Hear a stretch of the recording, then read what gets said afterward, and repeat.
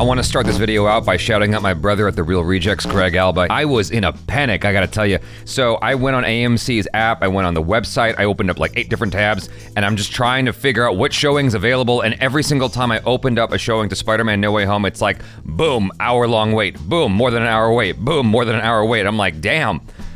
Oh boy, well I guess I'm not gonna watch it on time this year. I guess I'll be waiting like a week and just bury my head in the ground so I don't hear any spoilers from everybody else who got to see it before me. So then I called up my brother and I'm like, did you manage to get any tickets? I don't know, I'm working on it. He has like this nervous sound to his voice. And then he calls me back up and he's like, I got you tickets. Cool.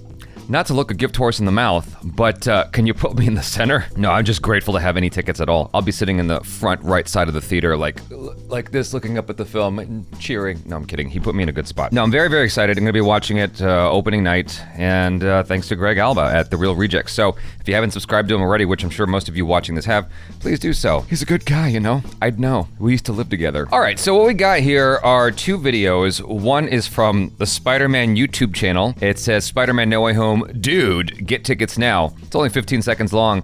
And then we have an inconceivably long breakdown from Heavy Spoilers. I say inconceivably long because it's only 15 seconds now. This is coming from someone who is able to take like a 30-second trailer and make a 10-minute video out of it. So, you know, I'm being a little bit of a hypocrite. Teapot calling the kettle black. But 12 minutes and 51 seconds. I don't know if we're gonna watch this entire thing from Heavy Spoilers, but I do want to shout him out. Thank you, Heavy Spoilers, for allowing me to react to this. Very, very much appreciated. Y'all, there's links to both of these videos in the description below if you want to click on those and watch the original instead of this reaction. Oh, would you look at that? 20,000 upvotes and no dislikes. You don't see that every day. Spider-Man No Way Home, dude, get tickets now. Tickets on sale now. Dude! Catch! Tickets on sale now. Dude! Tickets on sale now. Dude! Dude! Exclusively in movie theaters. So, hopefully you can get your tickets, because Let me see something. Let's see what we can, let's see if we can get our tickets now, dude! Okay, Spider-Man. Porter Ranch. Who the hell's gonna watch something in Porter Ranch? Let me see, 3 o'clock. Oh, look at that. There's a seat right there on the side. I'll just, you know, watch it in the, look, oh, it's perfect right there. A1. I'll have the first seat in the house. 6:45. Oh gosh, this looks good. That looks good right there. Let's see what else we got here. 10:30 p.m. It's a school night. Doesn't matter. 8:29, perfect. In IMAX, off to the side. It's like you're in the movie. 2:15 a.m. Oh look, there's plenty of seats at 2 in the morning. You know, this is what it was like for Interstellar. I watched Interstellar at 3 a.m. No joke. Okay, so tickets for Spider-Man No Way Home are now on sale, and with the movie releasing worldwide in over just 2 weeks, we have a ton of new info on the film that has just hit the web. It's Spider Monday, and in this video we're going to be breaking down all the new trailers, TV spots, its runtime, leaked post-credit scene, and basically everything you guys want to know about the movie. There will be some spoilers here, but I'll save things like the leaked post-credit scene until the end of the video, so you have time to dive out in case you don't want to know. Thank you. However, I won't be able to do a Doctor Strange spell on you for anything past this point, so you have been warned. With out of the way, let's Scooby-Doo this crap and get into our Spider-Man No Way Home breakdown. Does anyone else think that the line is going to be switched when you actually get to the film and he says Scooby-Doo this shit instead of Scooby-Doo this crap? I'm just curious. Okay, so with tickets now on sale, we actually know a lot more about the movie, including its official runtime. According to the Cineworld website, the film will be 148 minutes, which is 2 hours and 28 minutes long. This makes it the 4th longest MCU movie, and it's going to have a lot of things going on in its almost 2.5 hour runtime. We already know that the film will pick up immediately after the events of Far From Home, and it'll deal with Peter's identity being out there. He'll then go to Doctor Strange, try and erase everyone's memory of himself, and probably Shane Dawson whilst you're at it, and he'll then try and interrupt the spell, which will break open the multiverse. From this will spring forward numerous villains from the Spider-Man Sonyverse, including Green Goblin, Dr. Octopus, Sandman, Electro, and the Lizard. Peter will then have to capture them whilst getting a little help from his friends, which will lead to one of the biggest Marvel movies of all time. Even though the world is dealing with new variants that sound like Transformer villains, I genuinely think that No Way Home will pass the billion mark, and it's going to be super interesting to see what pre-sale tickets are like. The movie opens on the 17th of December in the US and the 15th in the UK, so you American kids better start being nice in the comments, otherwise I will find you and I will spoil you. Now, Sony have been ramping up promotion for the movie too, and we've had a lot of TV spots recently which I've already done big breakdowns on. However, there's been some that released after I dropped that last video. This includes the IMAX promotional one, which for some reason was only released in phone format because A, it's Sony. Now the spot opens with Peter and MJ swinging through New York, after his identity has just been exposed in the Daily Bugle report by J. Jonah Jameson. This scene is very reminiscent of the ending of Far From Home, in which he and MJ both swung through the city, and we know from the trailer that his face and name will be plastered almost across every screen in New York. We then got a much better shot of the Statue of Liberty holding up the Captain America shield replica, which is where the final battle will apparently take place at.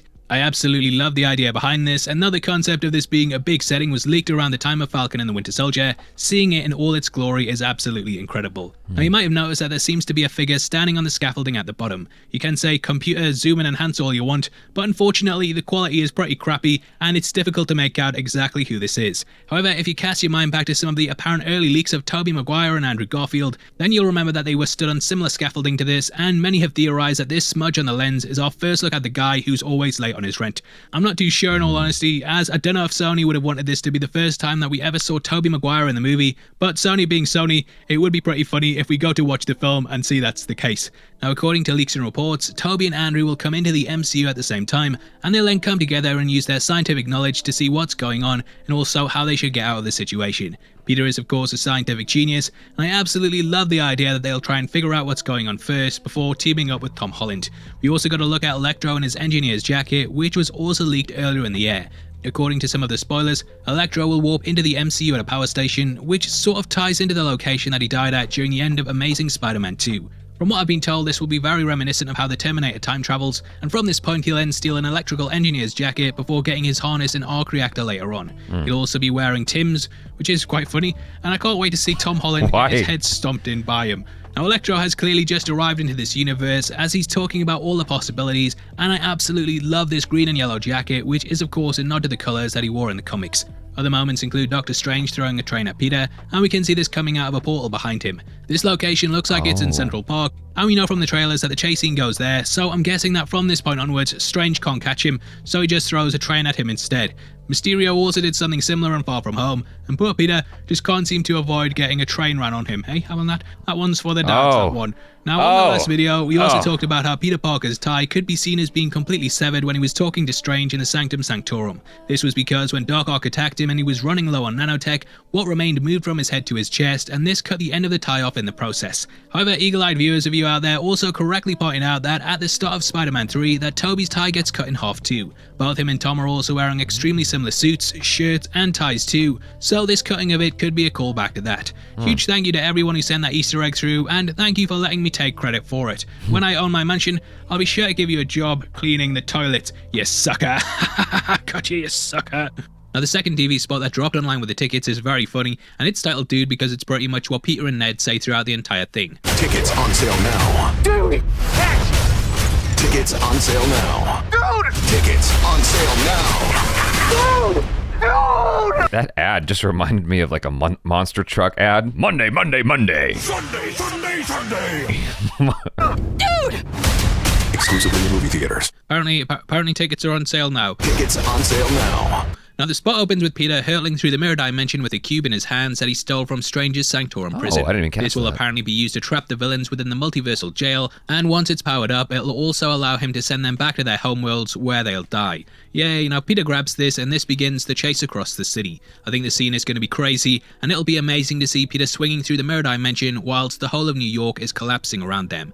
Next, we catch Peter FaceTiming Ned at the top of the Queensboro Bridge. This moment is clearly happening during the scene in which we see Peter and MJ standing on top of it, and we later catch her doing a balancing act trying to stay on the beam. I absolutely love this reaction to Peter's name getting out there, and this early part of the movie to me is pretty much going to be a metaphor for cancel culture. Guy's just completely freaking out he's been exposed, and it's absolutely hilarious. Now I love how Ned's face can be seen on the phone at some points before it pops up on the screen almost like its own FaceTime call. The Queensboro Bridge is actually an important part of the Raimi-verse, as it's the place where Green Goblin and Spider-Man fought at the end of the 2002 movie. We can even catch one of the cable cars on it that Green Goblin held up, and MJ of course fell off it with Spider-Man catching her, which is somewhat mirrored in this scene. Speaking of bridges, we also got more of the bridge scene fight between Doc Ock and Spider-Man. Now, when Alfred Molina blabbed to the world that he was going to be in the movie, he said that it will open with him in the river that the character died in at the end of Spider-Man 2.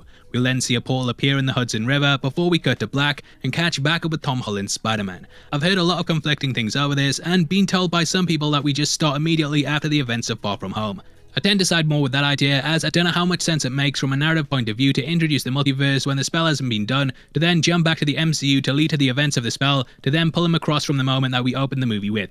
That's just me thinking about how they would handle it, but anyway, that's the two things I've heard about the opening of the film. Now, this fight looks great, and there's edits out there that have pieced together enough of what we've seen to pretty much show us the entire scene. We've also had a brand new poster drop that's very much a variation on what's come before, but unlike the other ones we've seen for the film, Spider-Man is wearing his blue and red costume that was first seen in Civil War. This suit hasn't been shown in any clips of the film so far, and it'll be interesting to see how it's brought across. It's pretty much my favourite Spidey MCU costume, so I'm hoping he starts wearing this again for the final swing in the movie or something.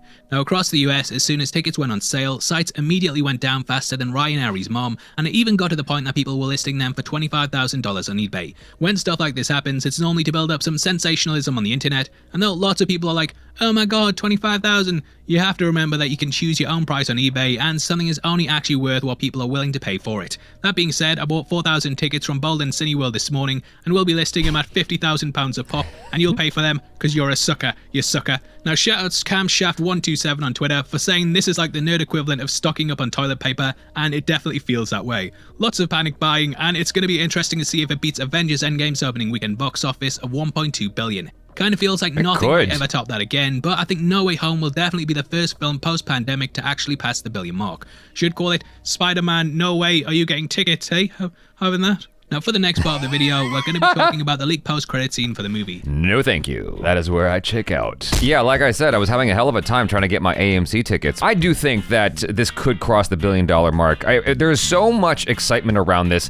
I feel like there is as much excitement around this as there was around Endgame, if not more, which is really hard for me to believe, because this isn't the scale of Endgame, just in terms of the amount of stuff going on. Like, Endgame had a lot going on, way more characters to start with. You just had a lot more to deal with in Endgame versus this. This is, all things considered, even though this is jam-packed, this is way more straightforward than Endgame is. Given the complexity of that, it's surprising to me that Spider-Man No Way Home, it's not a surprise that it's popular. What is a surprise to me is that there's more excitement for this than there was for Endgame. But I feel like this could best Endgame in terms of the opening weekend, because the marketing has been very, very smart. It's been very strategic, akin to Endgame, in fact, in terms of like doling things out slowly, keeping it all like, keeping things secret, leaks. I think it's safe to say that there are more MCU fans right now than there were when Endgame dropped. It's entirely possible that this is going to best Endgame in terms of the box office. In spite of the variance, a lot of people